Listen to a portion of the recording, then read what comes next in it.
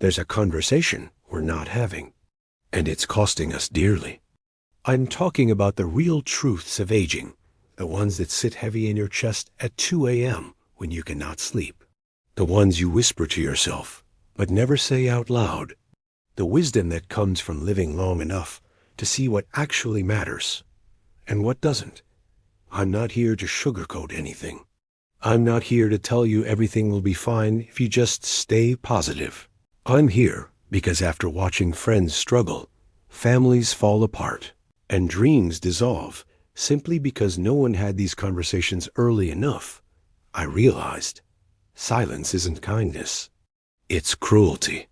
So let me share what I wish more people my age talked about openly.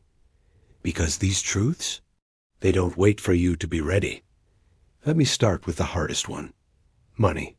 We're taught that talking about money is impolite, so we avoid it. We smile through dinner parties, pretend everything's fine, and privately panic about whether we'll have enough to survive the next 30 years. Here's what I've learned the hard way. Your retirement isn't just about having money. It's about having the right kind of financial independence. I watched my neighbor Frank work for 40 years, saved what he could, but he never really understood investment strategies for retirement. He kept everything in a savings account because it felt safe. By the time he retired, inflation had eaten through his nest egg like termites through old wood. Frank's story isn't unique. The wisdom nobody shares? You cannot afford to be financially illiterate in your 40s and 50s. This is the time to get aggressive about your financial planning, not reckless, but intentional. Understand compound interest. Learn about diversified portfolios. Talk to a real financial advisor about wealth management. Get serious about health insurance before you need it. But here's the deeper truth. Financial independence isn't just about numbers. It's about freedom. It's about not becoming a burden to your children. It's about maintaining your dignity.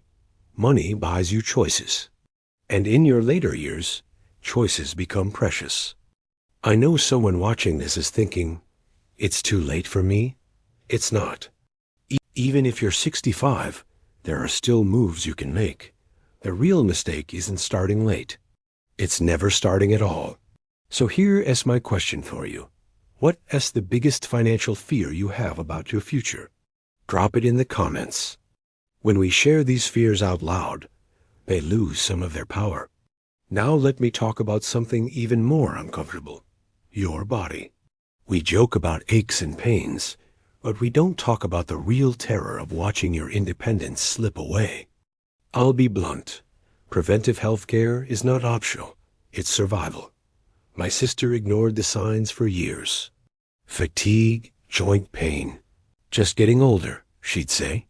Until the day she couldn't ignore it anymore. Type 2 diabetes. High blood pressure. All preventable if caught earlier. Now she's fighting back, but it's harder than it needed to be. Here's what I wish more people understood. Your 50s and 60s are the time to invest heavily in longevity. This isn't about looking good in a swimsuit. This is about being able to play with your grandchildren without exhaustion. The wisdom? Every healthy habit you build now is buying you years of quality of life later. Walk 30 minutes every day. Cut the processed foods.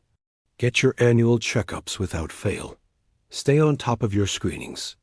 I know it's boring, but I've sat in too many hospital rooms with friends who said, I wish I'd taken this seriously sooner. And here's the financial connection. Healthcare costs in your 70s and 80s can be devastating. But if you invest in preventive health now, you save yourself not just pain, but tens of thousands in medical expenses. Understanding your insurance options isn't just a headache. It's the difference between comfort and catastrophe. Your body is the vehicle carrying you through your final decades. Maintain it, please. Let me shift to something more tender, the people in your life. There's a painful truth about aging that nobody prepares you for. You will lose people. And the quality of your remaining years depends heavily on the relationships you've cultivated. I've watched marriages crumble in retirement Because two people spent decades being colleagues in child-rearing and career building. They forgot how to be companions. I've also watched widows and widowers discover they have no real friends, just work acquaintances who disappeared. The wisdom that could save you from unbearable loneliness is to invest in your relationships now with the same intensity you invest in your retirement accounts. Call your siblings. Repair what can be repaired. Build genuine friendships. Because here's what happens. You retire. Your spouse passes away, and suddenly the phone doesn't ring. You realize you've spent so much time being busy that you forgot to be connected. Emotional well-being in your later years isn't about positive thinking. It's about genuine human connection. My friend Margaret thrives at 73 because she built a network over decades. A book club, a walking group, volunteer work. She's never alone unless she chooses to be. That didn't happen by accident. If this video is resonating with you, do me a favor and hit that like button. It tells me these conversations matter, and it helps this message reach others who need to hear it. Now let's talk about the existential crisis nobody mentions. Who are you when you're no longer defined by your job title? I spent 38 years as an engineer. That was my identity. Then I retired. And for the first 6 months, I felt like a ghost. This is the wisdom I wish someone had told me. Your post-career years can be the most meaningful of your life, but only if you redefine purpose before you need to. You are not your job. Start asking yourself now, what brings me joy? What problems in my community could I help solve? I found my answer in mentoring young engineers.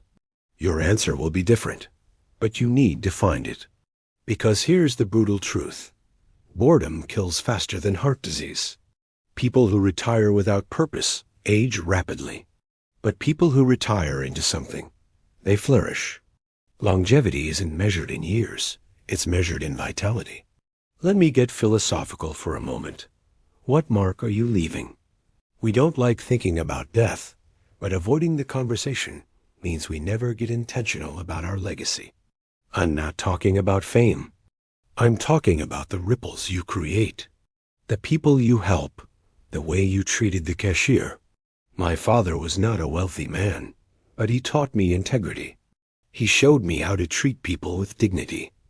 He modeled financial responsibility. Those lessons shaped everything I became. That's legacy. What are you teaching the people around you? Are you modeling anxiety or resilience? And here's the financial piece. Estate planning isn't just about assets. It's about minimizing family conflict. It's about making your wishes clear. I've watched families torn apart over disputes that could have been avoided. Don't let that be your legacy. This is love in action. Let's talk about regret. Everyone my age carries them. The job you didn't take. The risks you were too afraid to embrace.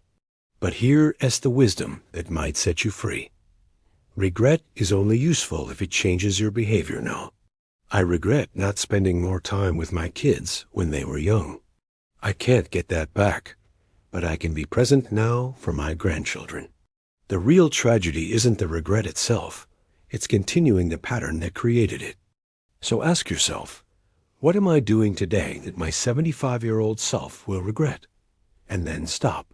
Stop postponing the trip. Stop avoiding the difficult conversation. Stop sacrificing your health for productivity. Your remaining years are not infinite. That's not pessimism. That's mathematics. This is about living with intentionality. Finally, let me share the most unexpected wisdom of all. Gratitude. It's not the surface level. I'm thankful for my coffee stuff. It's deeper.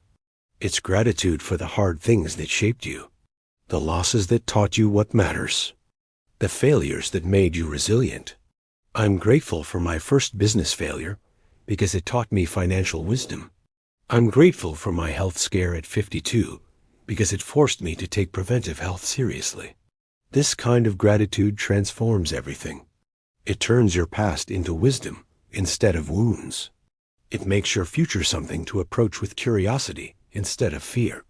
This isn't woo-woo. This is science. Longevity research shows that people who maintain genuine gratitude practices live longer, healthier lives. Here's my last piece of wisdom. You already know what you need to do. Somewhere in your gut, you know which relationships need attention. You know which financial steps you've been avoiding. You know which healthy habits would change your trajectory. The wisdom isn't hidden. It's just uncomfortable. So the only question that matters is, will you act on it? Because the difference between people who age into vitality and people who age into decline isn't luck. It's choices compounded over time. Small choices about your health, your money, your relationships, your purpose. You don't need to fix everything today, but you need to start something today. Call the financial advisor. Schedule the doctor's appointment. Text the friend. Do one thing. If you've made it this far, you're the kind of person who can change their trajectory. So subscribe to this channel if you haven't already. Not for me. For you. Because I'm going to keep having these real, raw, honest talks about aging with grace and strength. This is a community for people who refuse to let aging happen to them. You belong here. I opened this video by saying there's a conversation we're not having. But the truth is, we're having it right now. Your later years can be the richest, most meaningful period of your life, but only if you stop waiting and start architecting it intentionally. It means getting serious about financial independence, treating preventive health care like an investment, nurturing relationships, finding purpose, and transforming regret into action. 20 years from now, you're going to look back, and you'll either think, I'm so glad I started then, or you'll think, I wish I'd taken it seriously. Which one will it be? The choice, my friend, is entirely yours. Thank you for being here. I'll see you in the next video.